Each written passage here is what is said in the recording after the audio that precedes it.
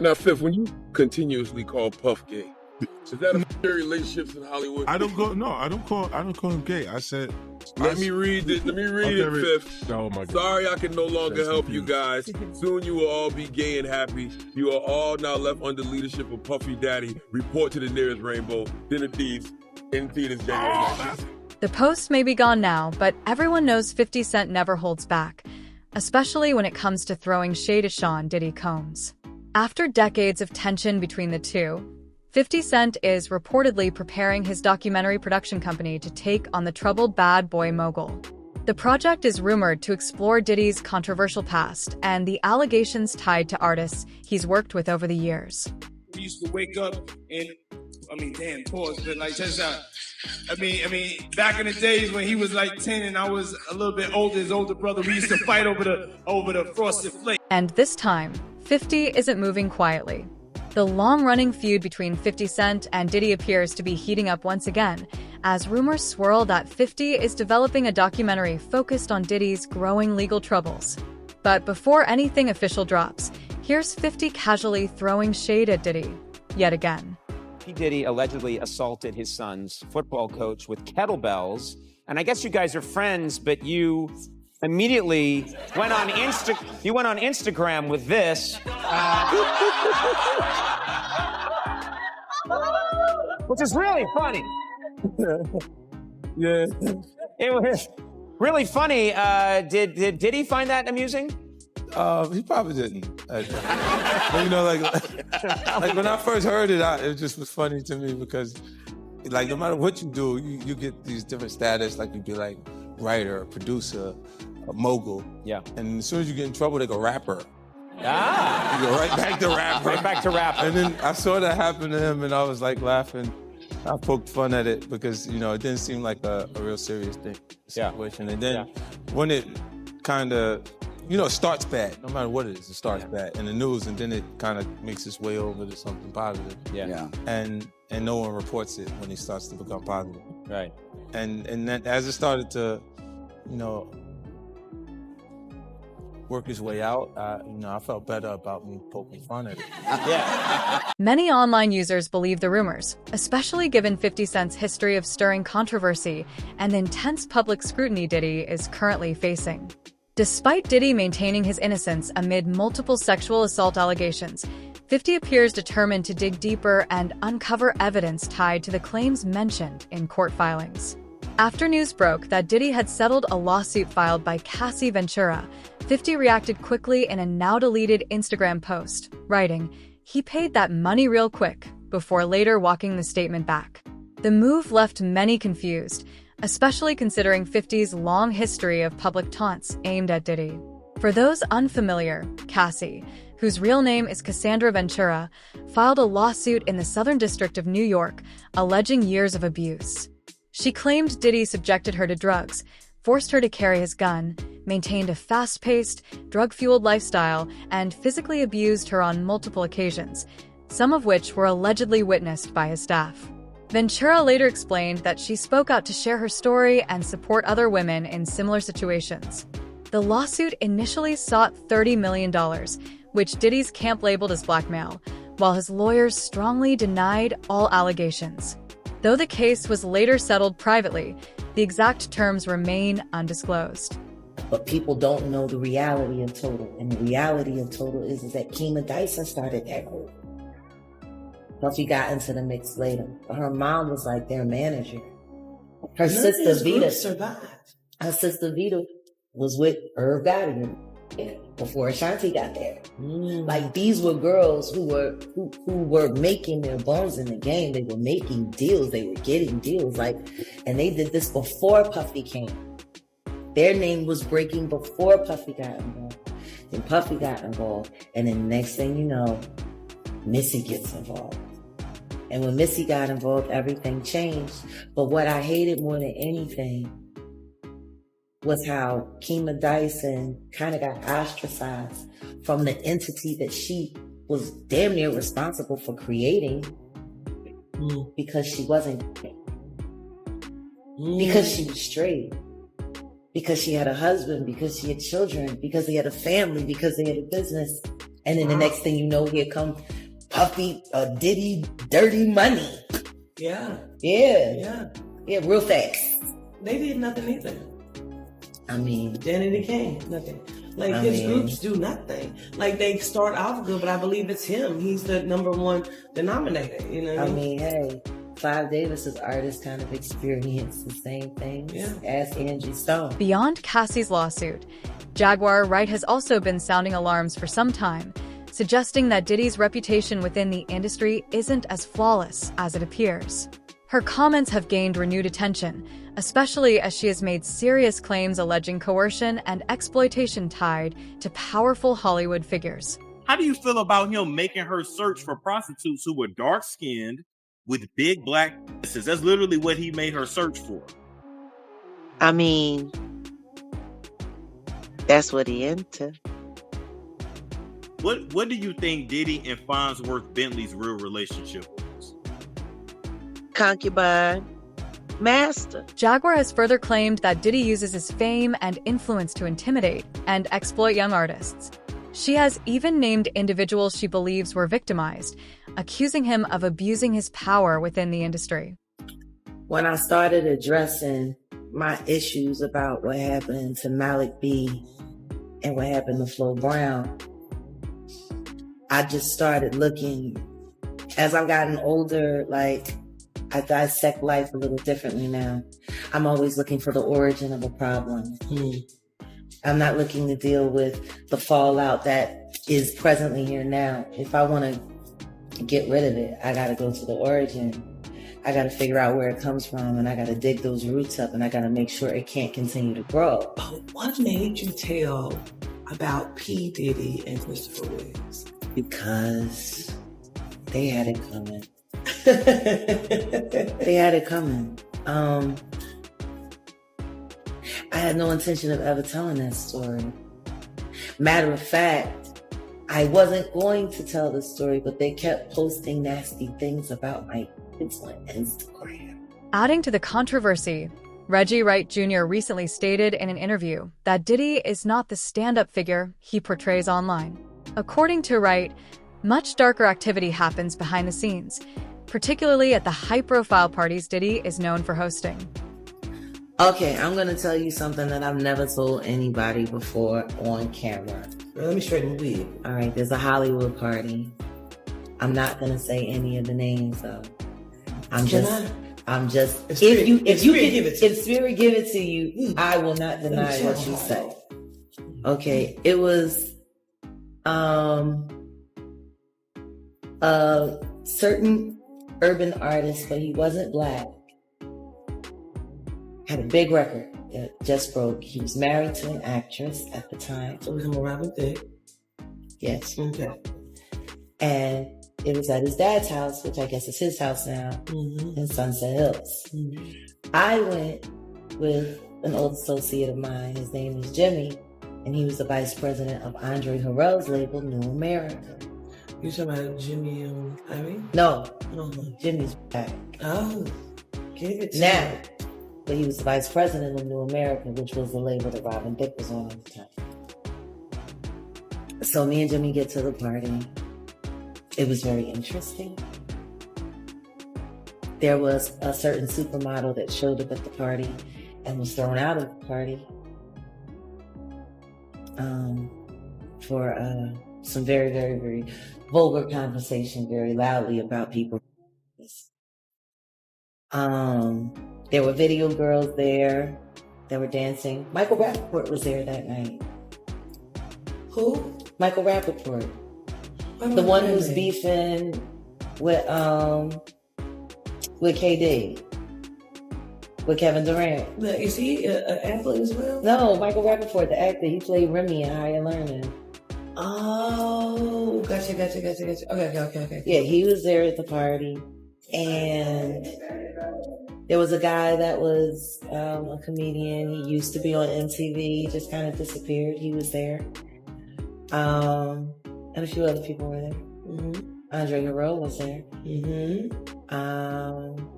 And it was a very interesting night. There was a lot of party favors. And when you say party favors, we mean Yeah, Okay. party favors. And of course there was alcohol. Mhm. So the video dancers were dancing, and then the white girls got upset because they weren't getting any attention because they couldn't dance like the dancers could because they were all women of color. So then they decided to do a whole love scene on the pool table in the living room by the fireplace. Of course they did. You know, but there were a few inappropriate things that happened. But this particular supermodel, she did a spread eagle, and she didn't have any her whole, you know, life force, and told everybody that inside out or something like that.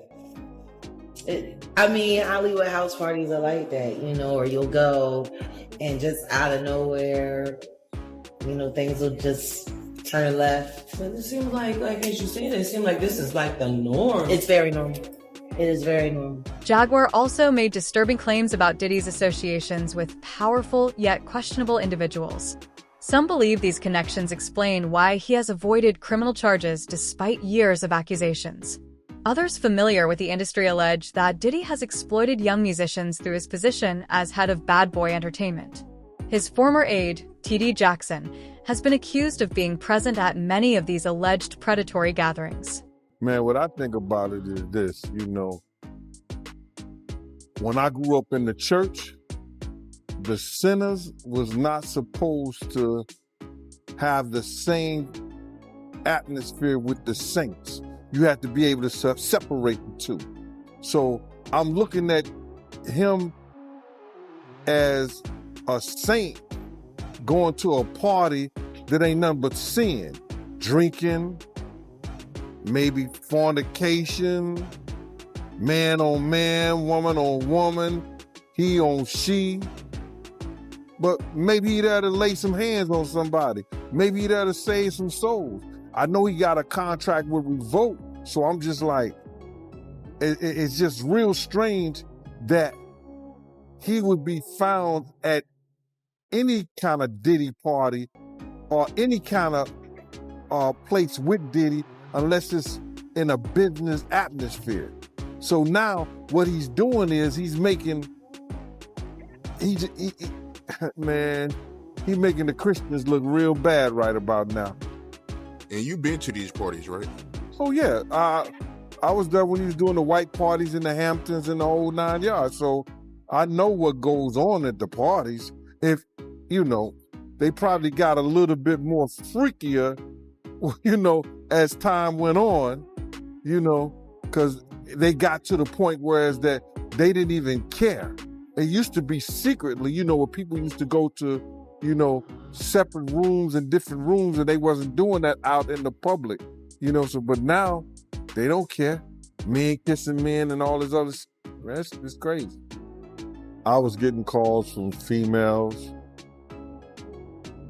that stated that they had situations that were, I'm trying to put it in a way, there were situations that if law enforcement individuals heard it, they had, Puff had broke the law with them. So he had committed a crime. And in doing so, if those are the females who went and found the lawyers to take their case, he's going to be facing criminal charges because the act in which they explained to me were criminal acts. The drug, the touching, the raping, all that. Amid all this, Usher has stepped forward to reveal a less glamorous side of his early career. He admitted that Diddy exposed him to drugs and adult environments at a very young age, long before he was ready to handle that lifestyle. And it was hard. There were a lot of things I seen and a lot of positions that I think I was put in where I had to make very, very tough decisions in my life about who I would be. I was 13 years old, and being 13, having that type of exposure, you know, yeah, it was cool to go to Howard Homecoming with Puff. It was great to be able to go to Club USA or the Supper Club, you know, with Puffy in that time, or the Tunnel. But these are places that a 13-year-old probably should not be. You know, most kids will be excited about it. You know, most kids are trying to figure out, you know, how to be around, you know, hot girls, pretty girls. I'm around grown women, and I'm seeing them do things and have experiences that I'm not quite ready for. You know, and I think that he was just trying to show me the lifestyle. However, that's not what I was there for. I was there because I wanted a career, man. So we would fight, we would tussle. More than often, I think Puffy would say, man, you got to chill. Like, you just a little bit too intense. You know, you got to relax. Like, yo, man, I'm here to work, man. I ain't sang in a week. I mean, I'm 13 years old, like banging on this man as though, you know, I am the manager. I am the spokesperson for Usher. And I'm telling him, look, you're going to put me in the studio, man. You got Biggie Smalls in there. You got Craig Mack in there. You're going to make me a priority, too. I'm not here to party with you. I don't want to go to the clubs. Matter of fact, I'm too young to even be in here. Why you got me in clubs? I think as a kid, I realized, hey, look, that's not my ring. That's not my moment. That's not my bottle. That's not my drink. That's not my celebration. So I'm not here to celebrate.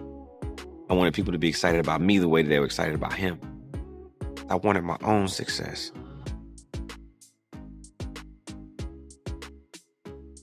So I would stay at the studio.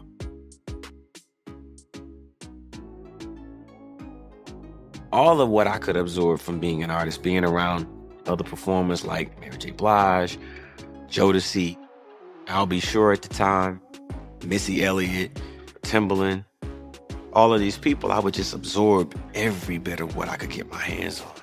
I was just pulling everything I possibly could. There was a lesson in all of it. There was something to pull from it all, because I got a chance to see a glimpse of the lifestyle, a glimpse of the idea of what it was to be successful. And part of all of this is really, if you can see it, then you should believe it. Usher shared that he felt intense pressure to participate in situations he wasn't emotionally or mentally prepared for. While he now regrets some of those moments, he says he did the best he could at the time. Reggie Wright Jr. has since backed Usher's claims, placing himself at odds with Diddy and possibly in danger for speaking out. As I keep telling y'all, that been battling with this homosexuality way before all this shit came out. Y'all be, you know, you motherfuckers like always saying, and you too, John, Reggie be lying, Reggie making up shit. But if y'all go and listen to my videos before, y'all see I done spoke on all this bullshit before. Been telling y'all, Puffy Combs is a fucking homosexual. Any man sitting paying a motherfucking male to come and watch him have sex with his girl is a weirdo. Now, I know y'all be like, well, you don't watch porn? You don't watch porn? No, number one, I don't pay a motherfucking man to come and watch me or let me watch them a man. I mean, a girl. I ain't gonna pay no man to do that. And generally, if I'm watching porn, it's girl on girl. That's just my taste. But, yeah, that's crazy. But I've been telling y'all the nigga is gay. He's gay, but when you have to have these females around, you gotta hide that crazy fantasy. I got Gene done told y'all. They're not going to buy butt plugs. Somebody gonna come out and tell y'all these stories. It's just a matter of time. Usher has also criticized Diddy for failing to be a positive role model. He explained that distancing himself from Combs was necessary to establish his own identity, take control of his career, and stop feeling like someone else's property. Because as a result of being around that man, Sean Puffy Combs, I don't sleep to this day. I have a problem sleeping to this day. I got it from him. I mean, this is a dude who just never slept. He's probably the first one to get up and the last one to go to sleep. So at the age of 8, 9, you know, I began to ask myself, like, what am I gonna do with my life? Who am I gonna be? Am I gonna be a teenager who sleeps on my mom's couch, looking for, you know, a menial job that, you know, will at least give me enough to just pay for gas to get there and from every day? Nah, I want to do something that I feel is going to take my mom out of here and hopefully put us in a better situation. Meanwhile, Rapper Maze has reignited controversy by calling out Diddy on social media over unpaid publishing rights. Maze claims Diddy still refuses to release royalties from work they collaborated on more than 2 decades ago. In his post, Maze highlighted how young artists often sign unfair contracts, only to become trapped in cycles of exploitation. That's really good. Let me take my shit off. Now, I could say this because it's not something I didn't say to him. Puff, how do I want to say this? Me and Puff was like, I felt like I did more than I got credit for, more than I got paid for. You felt or did you do that? Because you said felt. Like, okay, let's clear that up then. You saying you feeling that? No, we're going to keep it with, because I'm trying to be nice. I never got paid what I was worth, and I never got the respect I was worth. So the disdain that I got for Puff is more like, you trying to keep me here, nigga. I'm not here. All my peers is up here. All my peers are bosses. When it's time, just like somebody raised somebody up, you know they did work with you, they go from your little man to maybe A&R to something else. He just kept trying to keep me right here, like he didn't want me to grow at anything. So the question remains, will 50 Cent unite with these artists to finally bring Diddy's career to an end? Let us know what you think in the comments below. For more updates, don't forget to like, subscribe, and hit the bell icon.